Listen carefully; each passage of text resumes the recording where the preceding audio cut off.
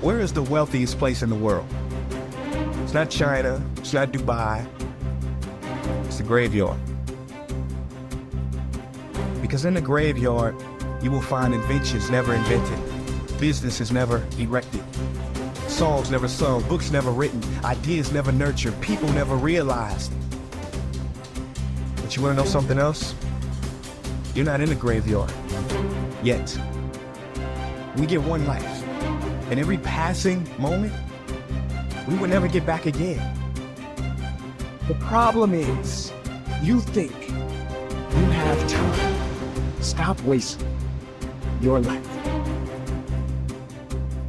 How many hours a day you waste, or how many hours a week you waste. And the classic answer is something like 4 to 6 hours a day. You know, inefficient studying, watching things on YouTube that not only do you not want to watch, that you don't even care about, that make you feel horrible about watching after you're done. That's probably 4 hours right there. You know, you think, well, that's 25 hours a week. It's 100 hours a month. That's 2.5 full work weeks. It's half a year of work weeks per year. And if your time is worth $20 an hour, which is a radical underestimate, it's probably more like 50 if you think about it in terms of deferred wages. If you're wasting 20 hours a week, you're wasting $50,000 a year. And you are doing that right now. And it's because you're young, wasting $50,000 a year is a way bigger catastrophe than it would be for me to waste it, because I'm not going to last nearly as long. And so if your life isn't everything it could be, you could ask yourself, well, what would happen if you just stopped wasting the opportunities that are in front of you?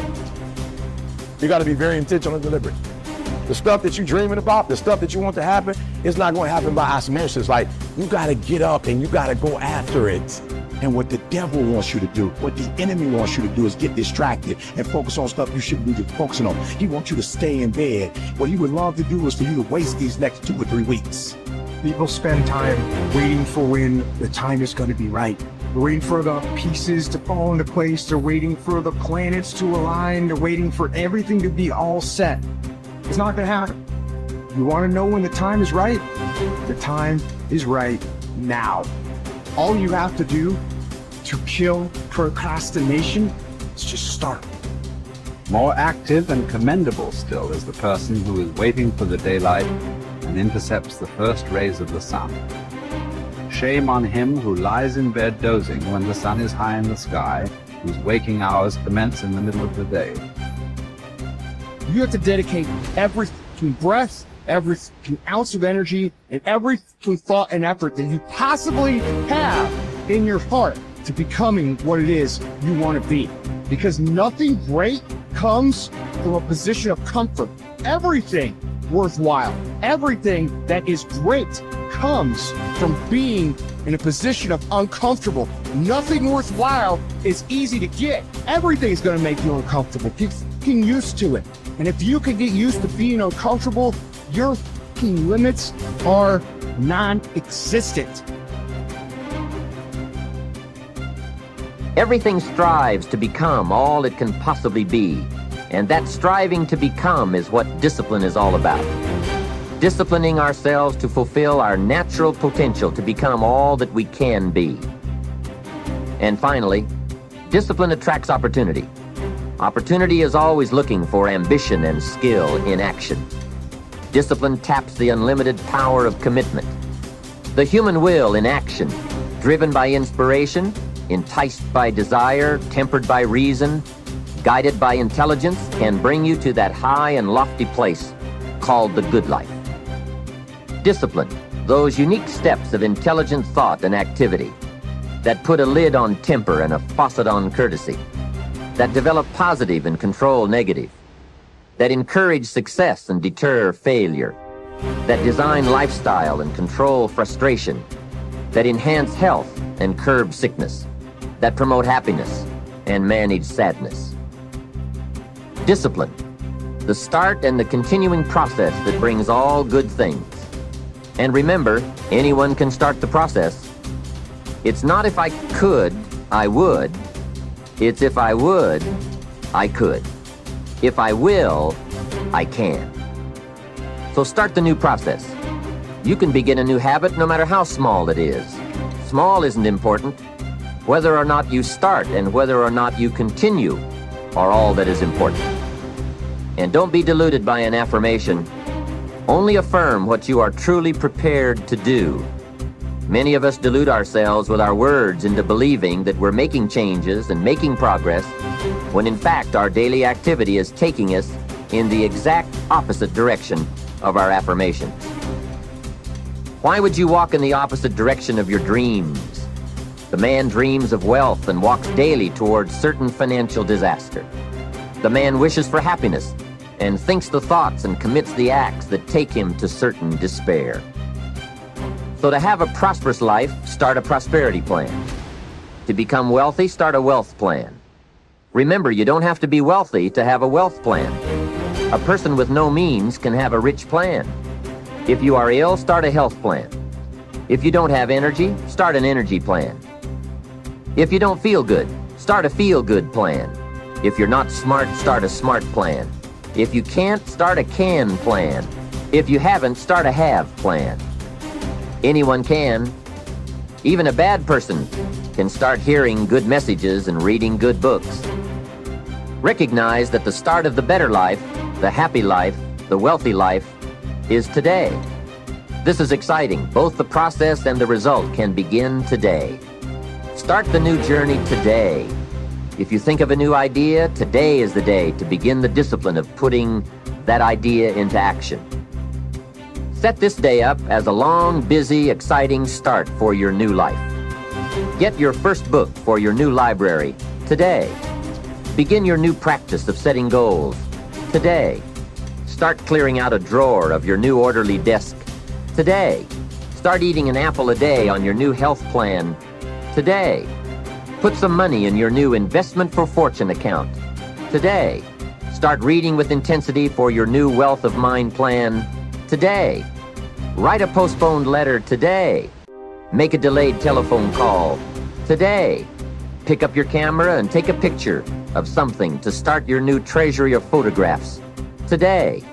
Get some momentum going on your new commitment to the better life. See how many activities you can pile on in this first day. Go all out. Break away from the negative downward pull of gravity. Start the thrusters going.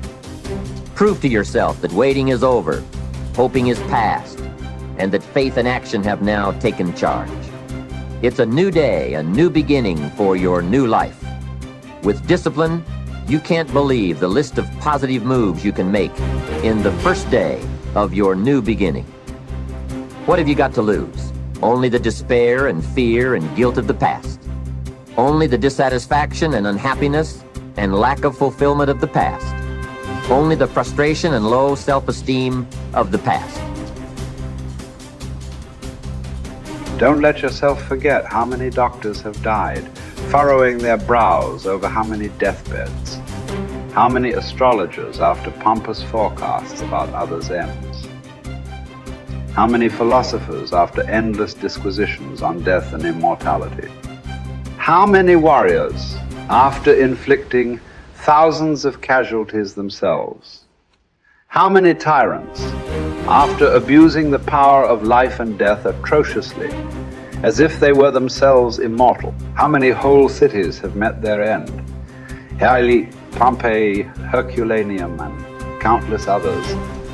And all the ones you know yourself, one after another. One who laid out another for burial and was buried himself, and then the man who buried him, all in the same short space of time. In short, know this: human lives are brief and trivial. Yesterday, a blob of semen. Tomorrow, embalming fluid, ash. To pass through this brief life as nature demands. To give it up without complaint. Like an olive that ripens and falls. Praising its mother, thanking the tree it grew on. If you do the task before you, always adhering to strict reason with zeal and energy, and yet with humanity, disregarding all lesser ends and keeping the divinity within you pure and upright, as though you were even now faced with its recall. If you hold steadily to this, staying for nothing and shrinking from nothing, only seeking in each passing action a conformity with nature, and in each word and utterance a fearless truthfulness, then the good life shall be yours. And from this course, no man has the power to hold you back. Soon you'll be ashes or bones, a mere name at most. And even that is just a sound, an echo. The things we want in life are empty, stale and trivial. Dogs snarling at each other, quarreling children, laughing and then bursting into tears a moment later. Trust, shame, justice, truth, gone from the earth and only found in heaven. Why are you still here? Sensory objects are shifting and unstable. Our senses dim and easily deceived. The soul itself a decoction of the blood. Fame in a world like this is worthless. And so, wait for it patiently, annihilation or metamorphosis. And until that time comes, what? Honor and revere the gods. Treat human beings as they deserve. Be tolerant with others and strict with yourself. Remember, nothing belongs to you but your flesh and blood, and nothing else is under your control.